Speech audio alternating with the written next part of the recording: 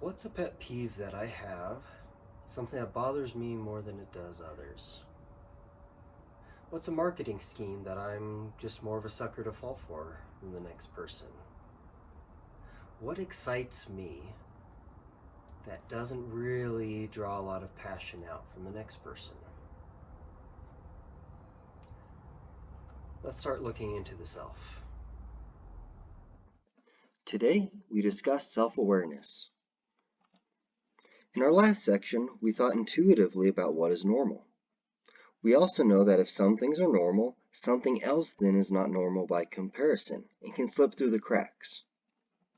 We talked about objectiveness, figured out ways it can help or hinder equity efforts.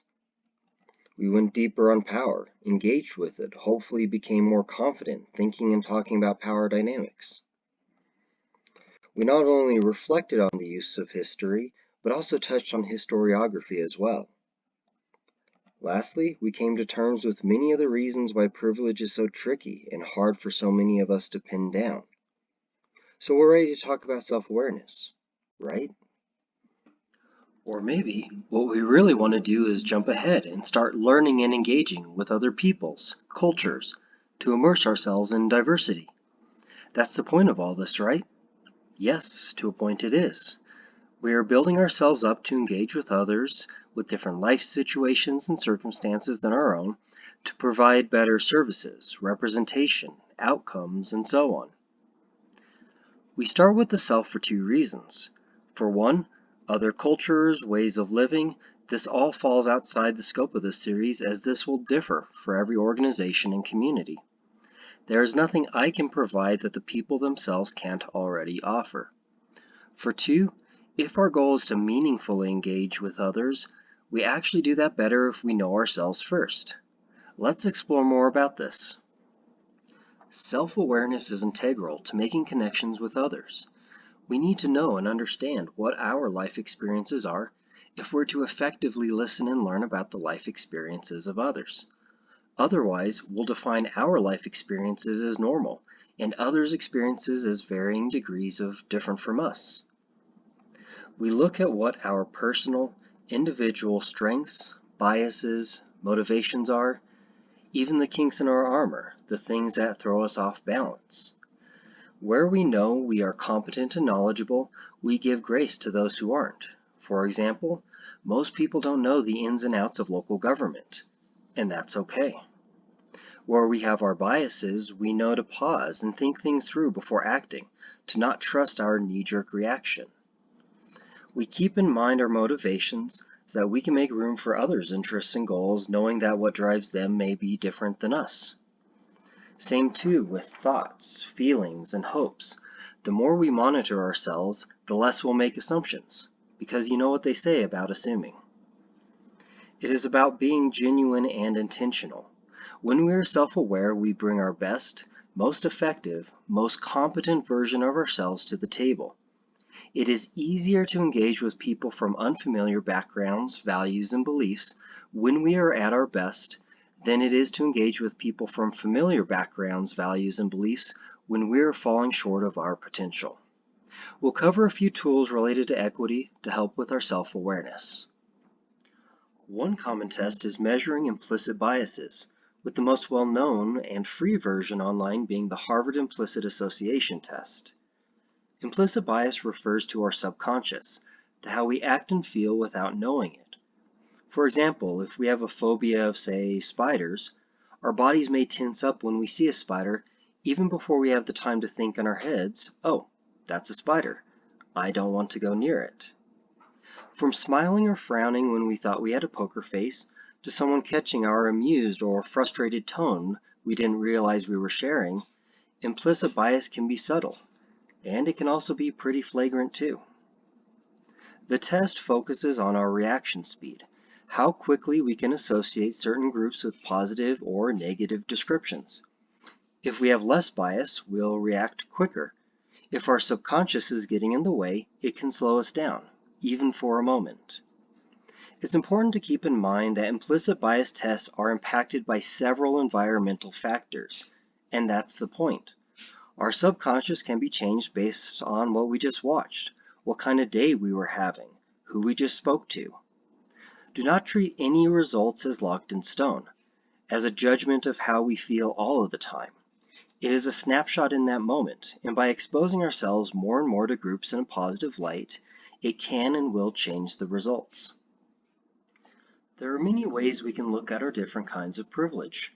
The most common forms I've seen are with worksheets that list out privileged and disadvantaged categories, or with interactive activities that ask people to step forward or backward depending on their answers to questions about race, wealth, family, and so on. These can be done as an individual or in a group setting. As a note of caution, the interactive activity such as a privileged line or privileged circle should be done only with groups who are ready for it. It can be emotionally jarring to watch as peers step in front of or behind ourselves. Or at the very least, be prepared to follow up and support anyone who is struggling. After all, in our last video, we covered how difficult emotionally and cognitively privilege is. The other thing to keep in mind is that these tests are more about showing the kinds of privilege we have, which doors are more open to us, as opposed to measuring exact quantitative amounts of who has more privilege than someone else. As an example, I once took a privilege test where one category I was not privileged in was that I wasn't married at the time. Now that I am, I can attest that yes, being married compared to being single is a privilege, from tax breaks to a dual income to just supporting each other in big and small ways. The test doesn't capture how my marriage benefits me, privileges me, but it did make me more aware of the privileges once I had them. Another test is the Intercultural Development Inventory. This captures how we shift and adapt to other cultures, how much we change our behaviors, our frame of mind in different situations. The test, which is not free, takes a look at our perception of how much we think we change and adapt against the reality. The questions are worded in ways to make it very, very hard to cheat. If you do decide to take the test, know that almost everyone, myself included, perceives ourselves as adapting more than we do. And know too, this isn't so much about whether we are respectful or tolerant or genuine with others or not. It's more a matter of how flexible we are. In other words, could we pass ourselves off as a local in a different environment? What about other tools? Sure, there's many other great tools out there to help with our self-awareness beyond our own internal reflections. We should aim to use those tools that meet whatever needs we have, not go for those that give us the answer we want. For example, depending on our goals, we may need to reflect on our personal politics.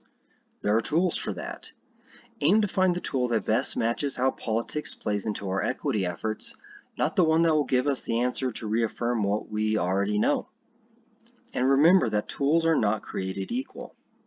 For our purposes in getting ready for equity work, I'd lean more heavily on those tests, measurements, and other activities that have been tried and tested, hopefully with some degree of oversight.